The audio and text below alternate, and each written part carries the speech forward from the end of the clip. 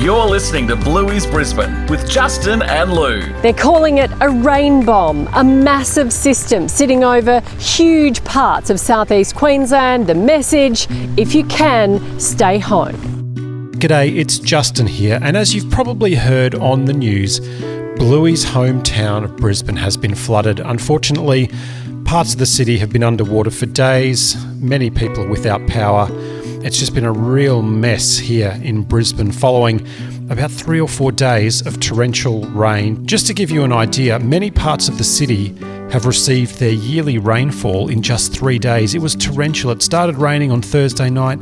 It didn't stop raining until Sunday night. All that water had to go somewhere, and huge parts of the city have been flooded. Now, one of those suburbs is Oxley, where Bluey's Brisbane's own Lou Bromley happens to live.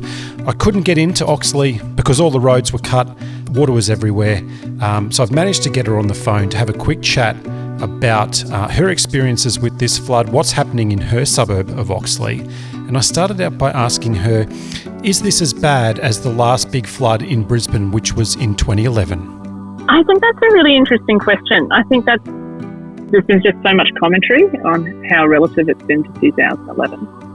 And while it has come under levels, it was such a different experience because it was actually it was rain. And so many of us remember 2011 being a blue sky flood. Yeah. Whereas, if there was something I've heard a lot in the last 3 days, it's that we were incredibly sick and tired of the sound of rain, and usually that's the sound of comfort.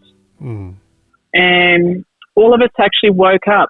I think anyone I talked to said we were all awake at 2 a.m. It's when the rain stopped, because it was this background noise that suddenly wasn't there, and it was so disorienting for it suddenly to be gone. And then that felt like it was something wrong, and yet you did want the rain to stop.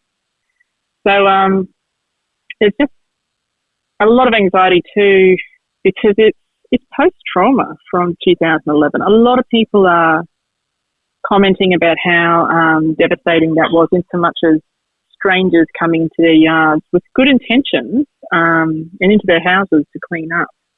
But so many precious memories and things that didn't have to be thrown away were turfed. People didn't talk. We're running a lot of comms at the moment, primarily on Facebook. We have a very active community in Oxley online, just about, don't force help onto people who at the moment really just need time to actually think about what has just happened to their house. People are still processing. We still have houses with water in it. So even trying to organise a clean-up literally right now today is a little hard. Because it's the waiting game at the moment, and people are processing. And I'm also going to say this as well, on the community page, seeing a lot of requests coming in from people who have got no connection whatsoever to our community. And it's a nationwide. People are living interstate, all over the other side of the country. So it's almost like we have online tourists, and you always have those who want to go sightseeing, see the floods. And my big klaxon call is, stay at home, stay away. That's not helping. And we're not your tourist attraction, online or in person. And we're all just waiting patiently about councils, Brisbane City Council, in terms of what the mud army might look like, and that's being coordinated behind the scenes at the moment. And just actually getting to know, I think that one of the best things that anyone can do in our suburb is just get to know your neighbours, check in on them. Are they okay? And can it be just a bottle of water? Is it offer them a muesli bar? Something like that. So, it's an interesting state to be in at the moment. And it certainly does feel like it's 2011 again. But it certainly does feel different too. I think one of the best things, we were just literally having this chat before, we started to have this talk about what we're going to do, what have we learnt from 2011. And I think one of the best things that people can do, use Give It, and it's things like, if you donate money, that means it can be turned into, by Give It and other organisations that matter, into gift cards, because donating on second-hand things is not often the solution. And I know that sounds like I'm advocating don't reuse or repurpose or recycle. But it means that if gift cards, for example, you can get as a flood victim things that are fit for your purpose rather than trying to make do with things that might not actually work. And I think when you've been through trauma, when you've lost all your stuff, being able to get stuff that works for you, fits properly, all that sort of thing, I think that's actually really important, and we can't discount that. And a gift card is also really easy to store. And at the moment, we are just shuddering at the idea of just being inundated with things that aren't fit for purpose. And whereas people might mean well, it actually just doesn't help those who are flood victims. So I think one of the best things you can do is get on the Give It website, check out what they're listing about things that people need and ways you can help, because that is the single source of truth right now. And I can't emphasize that enough. Actually follow the directions about what people need for help.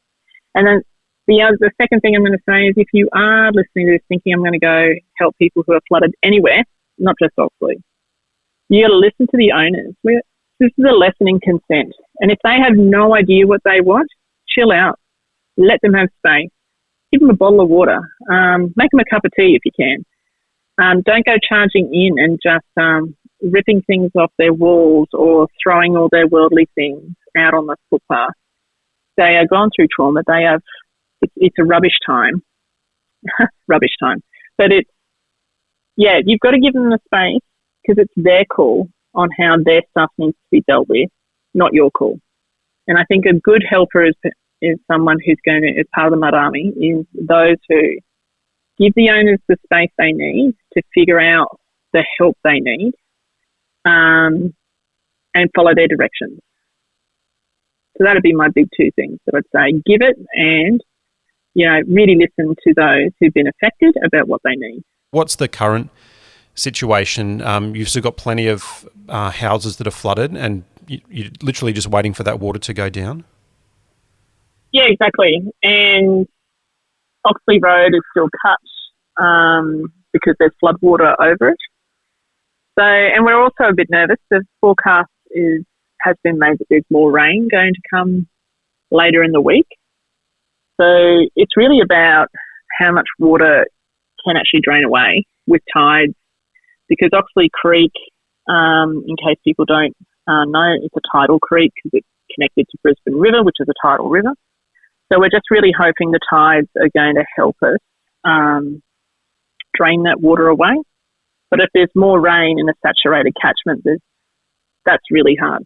And it'll be interesting to see what happens with water levels again. Yeah, it just feels like there's a lot of people who are ready to be mobilised. And we learnt lessons from 2011 too about what worked and what didn't, because I'm seeing just so much activity behind the scenes that to do the best job we can to help those who are affected, without repeating what we know didn't work before. So that's really cool. So what does your community need right now? Are you looking for outside help just yet? No. Outside help would mean you're clogging up roads. A lot of major arterial roads are still cut off anyway, while they're being assessed for damage, while you're waiting for waters to recede. What do we need right now? I think actually it's following the advice of what's already out there. Like Give It has been mobilised as a place where you can do financial and stuff, donating things, and what's actually needed there. I think that's one of the lessons that we learned from 2011. There are a lot of donations of things that kind of actually look like someone hadn't quite actually gone to the dump, or I hadn't gone to the op shop yet, and so I'll just donate it. And so there was a lot of rubbish, hard rubbish, that ultimately volunteers were throwing away because it couldn't be used. So it's stuff is actually probably the worst thing you can be giving people right now. And people are still processing what they need. So one of the things I think we need is some time to make sure we know what we need and who genuinely needs it. And yeah, that was that was a big message from my street as I was walking down this morning, because it became open again, and just touching base at each driveway of who was up at 5:30 and saying, what do you need? Where's your head at? How are you going? And sometimes I think people just needed a chat, and that's what we're doing, I think, well too, is we're keep making sure we're letting people know we haven't forgotten you, we know where you are, and we're looking out for you. What are some of the good stories, the good news stories that have come out of this? Like, I've had a quick look through the Oxley community page and seen, people opening up their houses for laundry, washing and drying clothes, people opening up little charging stations. Have you seen things like this happening throughout the suburb? I'm literally talking to you at one of the charging stations, because we don't have power in our street. So I feel like I'm an extra from The Walking Dead in the outfit of choice in our flood apocalypse right now. I've charged across the suburb to just plug in my phones and some other stuff so that we can have conversations like this, basically. But so there's some amazing stories, and actually one that's going to get, I'm hoping to do a call out to Kate. Kate, she dropped down 300 battery operated tea lights, because a few people have been caught short thinking they had candles in the back cupboard. They did not have candles in the back cupboard. So we're going to be giving that out to a few houses, just in case, you're low on candles by now. But the great thing is these don't require matches in the dark and all that sort of thing. So then she's told me her husband, some mates, so they're kayakers, and they did a rescue mission to Oxley Creek Common. The cows were on the roof of the Oxley Creek Common building. So Oxley Creek Common's like kind of like a working farm, and there's a cattle herd that live there. And they rescued the cattle. The cattle went for a swim from Oxley Creek Common all the way from that Rockley sort of border through Oxley over to where they are. So they were herding cattle in kayaks. Amazing. I think that's amazing. And they got all the cattle out safely. Oh, sorry, they got it all over to... So Corinda State School's on the other side of that lake at the moment. And Corinda State High has also got... They do ag studies. They have their own livestock as well. So they got them, the cattle from Oxley Creek Common to higher ground. And they're happy cows now. A little less soggy. Sure they are. I only just found that out this morning, and they did take some video on the kayaks just to prove to themselves, I'm herding cattle through a flood on a kayak. So, yeah, just a big shout out. And there's some people who've just been the MVP. Like, Oxley's got a CWA, Country Women's Association, very active group of women here. They have been, while they had power going, baking, and there's going to be jam drops and brownings and other sensational baked goods. So things that you don't need to, they've been baking all the things you don't need to keep cold or warm up. Mm-hmm. And I think we're going to have a pop-up afternoon tea in a couple of places, and this afternoon. I think that's actually one thing I really like about being in Oxley, is that there are far more of those stories than others that you hear. And unfortunately, I was talking to one of my neighbours at the bottom of my street. They had to call the cops because they had strange cars turning up at 4 a.m, looking at houses where people had evacuated. So we're being vigilant and very mindful of that. That's something that we learnt from 2011, because looting does happen. Yeah. And it's just great to see a street mobilised where it's like, no, I'm going to look out for my mates. I'm looking out for my neighbourhood. And using the official channels, which is really good. Not Facebook as your first port of call, if you know what I mean. Yep.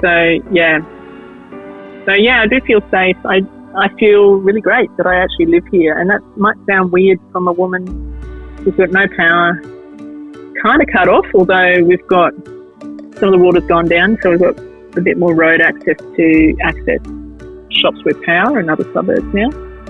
But it's the people here that are just brilliant.